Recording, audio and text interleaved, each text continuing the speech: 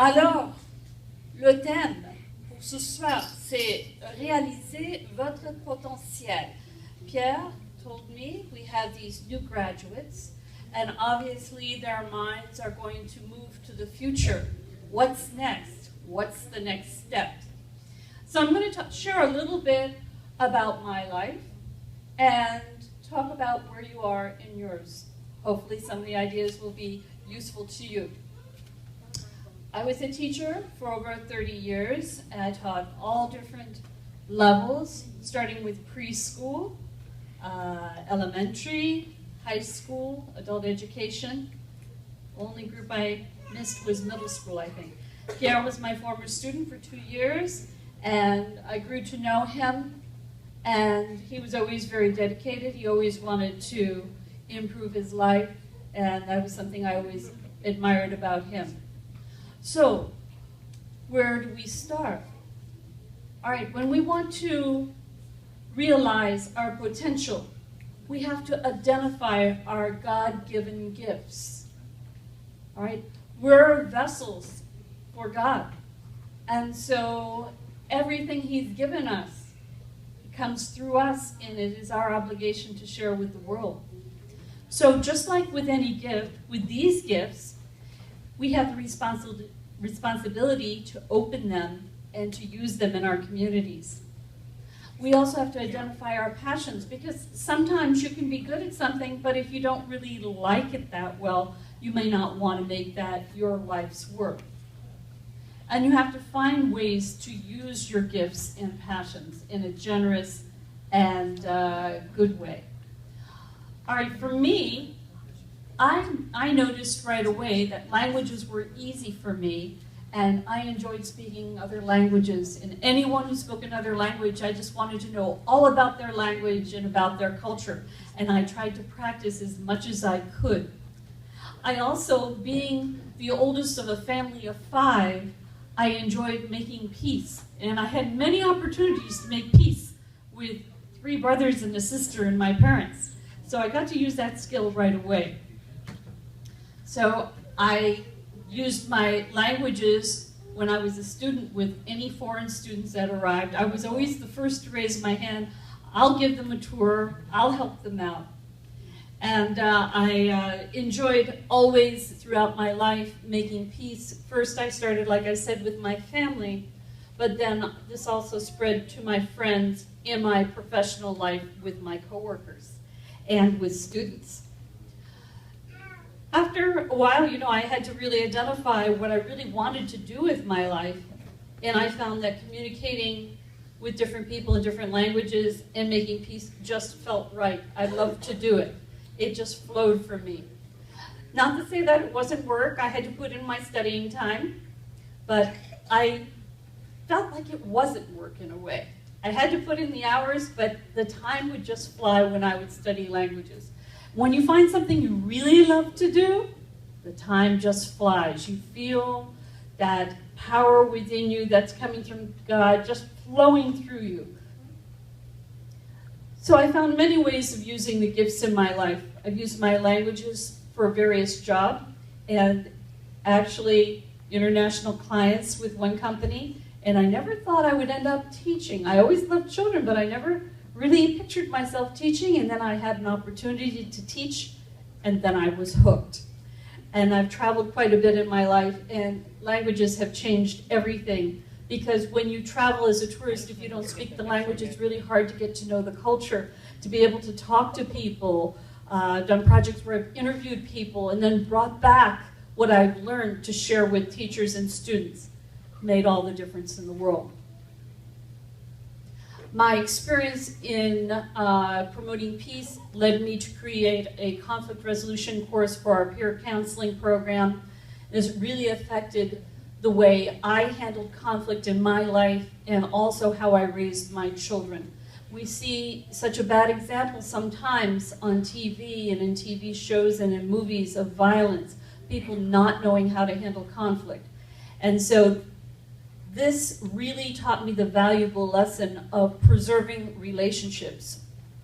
That's really more important than just being right.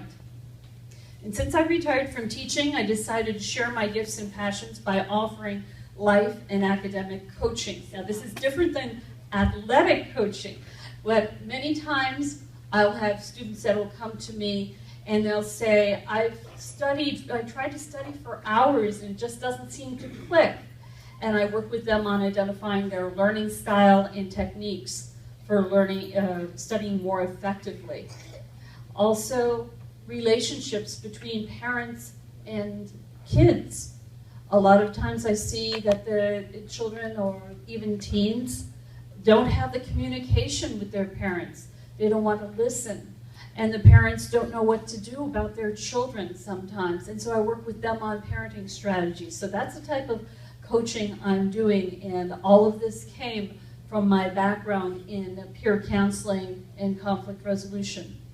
I also write blogs on my website, and I'll be sharing that information with you, and that's for both parents and kids. I also take my talents out into the community for my church and visit elderly people who don't have an opportunity to have that many visits in an assisted living facility. My next project is going to be writing a book. With coaching and writing, I enjoy helping kids and parents find what works for them to create a happy and successful life. And with coaching, what's really particular about coaching is you don't tell people what to do, you help them find the answers within them. Okay? Because my answers might not be the right thing for you, my solutions. I help you find your own solutions. So what do you do if you don't know what your gifts are, graduates? All right. Sometimes you might have to ask some of the people around you, because some of the wonderful things about you, you may not even be aware of. Talk to your parents, teachers, neighbors, and friends, and ask them what they think you're good at. Online, there are lots of online resources. You can take what's called an aptitude test. Find out what you're good at by taking different tests to find out where your capabilities lie according to your abilities and your personality. You can get practice and improve your skills at something that you're good at. That's a very important thing. Once you identify your skills, to take courses. It doesn't have to be at a college, perhaps, but a technical school, something hands-on, getting an internship, and finding out more about the career that you might like. Sometimes you might have to take several different courses before you find what clicks for you. Sharing your gifts and passions with the community is very gratifying. You will always feel that you're getting more than you're giving. And that's something I really encourage you to do. By volunteering, it helps you find out what your skills are, use skills that you may not even know that you have, and it's a great way to help your community. And there's so many people in need out there. And it makes you feel really good about yourself at the end of the day to say that you volunteered, that God has blessed you so much, that you've had so much that you were able to give away something. It's really extraordinary. So for a recipe for success, I would say that realizing that you're good at something isn't enough. Being smart isn't enough if you don't have people skills. So you have to know how to get along with others and how to communicate with others. And that's one of the specialties that I touch on in my coaching. When you take action, think about your intentions. Pray about it. Do everything with the right intentions. Be honest. If you're not honest, it will always come back on you in a negative way. Be positive, be uplifting. Other people need this. And it's sort of like the pebble effect. When you're positive, other people catch it, and then it reverberates throughout the community. Work hard. Don't act like you're entitled to raises and promotions. Many articles I'm reading now are saying a lot of young people, when they get jobs, After a couple weeks, they're looking for a promotion or a raise, and it doesn't always work like that. We have to prove ourselves, and we're building. Everything you're doing is building your resume or your CV, as they call it. And then when you finally get that promotion or that raise, you'll know that you earned it. Don't stop trying to improve yourself. At any age, there are always new things to learn. There's so many things that are interesting out in the universe that God has provided us with, and all we have to do is take advantage of it. It's there, and we just have to reach out and go for it. And pray for guidance. Make sure that you always are open to guidance, and you'll never know where it's coming from. It could be from someone younger than you, could be from somebody older than you, could be from someone in your family or outside your family. So you never know where this guidance is going to come from. And I'm going to share with you some social skills, and then I have a wonderful poem I'd like to share with you. I'm going to give you graduates a copy. And I saw the most inspirational quote this morning. I thought, again, I have to be open to guidance. I must share this with my group this afternoon. So everything I feel is meant to be, so I try to be open to that. One thing that I try to remind people of is self-presentation is very important. That first impression you make, very important. I don't know if any of you have read this book called Blink, but it talks about how just innately, for survival purposes, we make a judgment about someone in the first 5 seconds. And that's for safety purposes, too. Is this person a safe person? Is this person going to hurt me? And then from there, we start thinking, oh, this person is maybe nice, or this person's aggressive, and we start making assumptions. All right, so wouldn't you like the first impression you give to be a positive one? Yes. Definitely, right? All right, this is good not only in your business life, but in your personal life as well. All right, so it's important, you know, in Florida, we're very casual, and especially young kids are used to being extremely casual, but then as you grow up, we have to dress for the occasion. I see you're all very nicely dressed today for church, so you've really learned that already. A lot of kids I work with, they have to think about, okay, I'm going to go to church, or I'm going to go to a family get-together. I'm not going to just wear flip-flops today. I mean, there has to be a really conscious decision, because perhaps they weren't brought up to get dressed up. But when you're out there in the world, it's the first impression that really counts. Very important. Meeting new people. Oh boy, this is a big one in this culture, because I know after I lived in France for a while, even the little tiny kids raise their, you can just put out their hand and greet you properly, and sometimes we don't see this in this culture. And this is a beautiful, graceful gesture that I hope is not going to disappear. And when I coach kids on how to get a job and to interview, I have to teach them that they must shake hands with adults. It's very important. It shows you're not a little kid anymore, okay? Obviously, with your friends, you're not going to do this, but you know, with adults, it's going to be very important. And you have to know that, you know, when you are speaking to an adult, you're going to make good eye contact. You're going to say, very nice to meet you, this type of thing. And you're not going to live in just your own little world anymore. A lot of people come to me because they want to make more friends, or they want to be able to communicate better with people in the business world. And some people don't know how to start a conversation. And they get so shy because they're thinking about themselves. Oh, how do I look? Do they like me or don't they like me? But when we put the focus on the other person, then we can forget about ourselves and start talking to them about what's important to them. We can learn so much, and you'll be surprised They'll talk and talk and talk, and then they'll walk away and say, that girl was a great conversationalist, and you will not have said a word practically. And they'll think you're a wonderful conversationalist, even though they did most of the talking. Some people can start a conversation, and they don't know how to keep it going. And they worry about, what if things get quiet?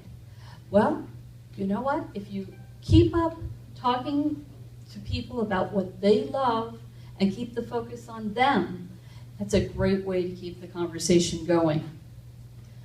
Also, everybody has conflict. Everyone who's alive has conflict, okay? And it's not whether or not you have conflict, it's what you do with conflict. And we see every day in the news people that don't handle conflict well, and then we've seen recently people who can handle conflict well, who realize people make mistakes, forgive, and go on. People who try to find a resolution. People who compromise. People who collaborate. And I work with people on this quite a bit. To get over the idea that they are right and they want to be the winner. Because when you declare you're going to be the winner, it makes the other person feel like a loser. And in the end, everybody loses when someone feels that way. Anger and frustration. We see anger and frustration glorified in our culture. People think it's funny when someone gets angry or frustrated, loses control. But it's really a terrible habit to get into, to be able to really express yourself. You're going to accomplish your goals much more positively than if you just blow up. So many people are afraid to show their true feelings, and they show anger instead because it's considered cool. Ask yourself when you get in conflictive type of situations, am I responding or am I reacting to the situation? All right, responding means that you're thinking about what you're going to say and do and the ramifications, the result of that, in other words, what those actions and words could cause. Reacting is when you just start saying things and doing things without thinking. And when you react automatically like that, this is where we see tragedy many times. Also, when you're reacting, who are you giving the power to in the situation? You're letting the other person control you. If you think of it this way, it makes it a lot easier to be in control with yourself and respond. You'll have many fewer regrets afterwards. A lot of kids I meet have trouble looking people in the eye, having good eye contact. And when they go for an interview, they're terrified. Again, you want to go in to an interview knowing something about the type of work you're interested in, knowing something about the business, presenting your best self, and listening appropriately, using your best listening skills, and expressing yourself enthusiastically about the work. You need to be prepared to talk about your strengths and be honest about your weaknesses. Show good body language. Again, that firm handshake will come in very, very well in this situation. All right, we have to deal with adults in authority positions. When you're little or you're younger, it's with your parents. And we know our parents love us, and there's a lot of emotion there. Sometimes we don't always agree with our parents, but we have to respect them, and we have to try to keep the tension down so that we can keep the communication open. With adults outside of the community, your teachers, the police, and people like your boss for a job when you start working eventually, the same respect is due them. All right? People who blow up their bosses usually end up with no job. And they can say, oh, he was wrong. And say, guess what? You don't have a job. Yeah, maybe he was wrong, but you're out on the street without a job, you know? So you have to think and respond instead of reacting. Now, kids, when you're dealing with your parents, remember they've worked all day, and if you need to talk to them, timing is everything. Yes. If you see they come home and they're really tired, you got to give them like a little time out to kind of relax a little bit. And don't just talk to them when you need something or there's a problem. Believe it or not, parents are people too. They like to have fun and relax too. Sometimes it's hard to think of your mom and dad as a person. But as you grow older, you'll see them more as people. They get tired too. Yeah, they need a break. And the better that you communicate with them and try to show some consideration for their feelings, the better your relationship would be. How about this? How about instead of your parents asking you, how was your day, that you beat them to it and you say, Mom, Dad, how was your day? Tell me how work went today. They'll be impressed. They'll see that you're really growing up when you're not there just to eat all their food and take their money and drive them a little crazy, okay? All right, so treat your parents as people. They were young once a long time ago. They understand a lot about what you're going through, and there's certain things you just can't know about unless you've experienced them, and you have to trust that your parents have been through things that you have not experienced yet. So when they say, I told you so, you need to believe them, okay? All right, I know some of you are in situations where there's bullying. This is something that I addressed with conflict resolution. Remember, we have a lot of programs now. If you see anybody being bullied, it's very important to report it, get out of the situation. If you're a bystander and you need to protect someone, step in there and speak up for them. You need to treat other people basically like you would want to be treated. Amen. Very important. And in the end, as you're growing up, you need to learn how to be a self-advocate. In other words, to get your needs met in an assertive way where you clearly state what you need, but without being loud or mean or aggressive.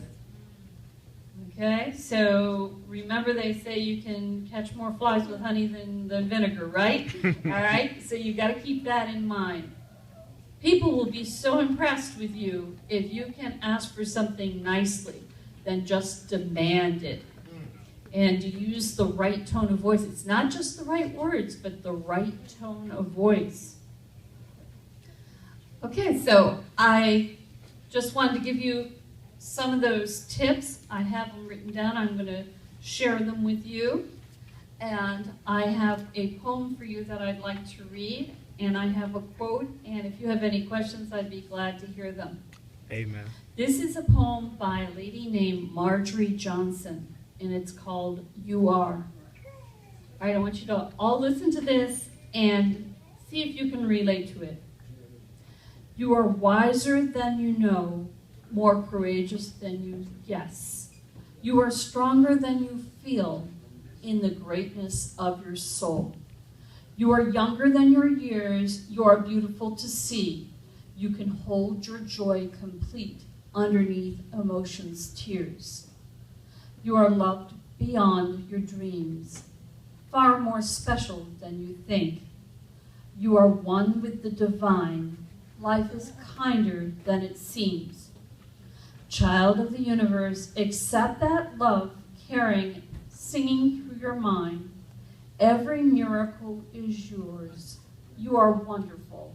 Believe.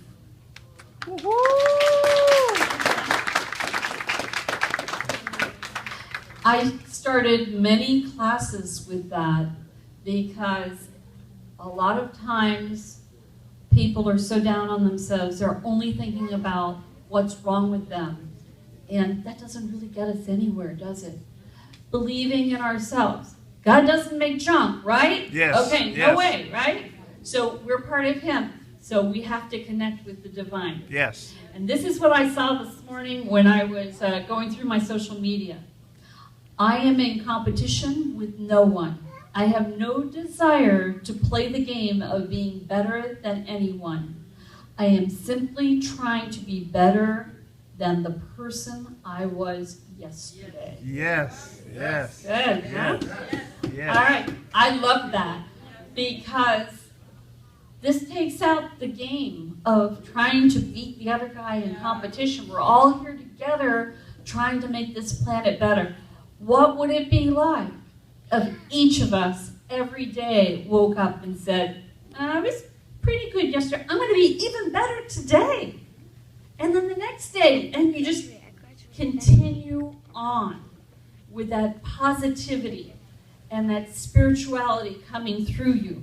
And no matter what happens, you have that coating on you that nothing can permeate because you're on a mission. Yes.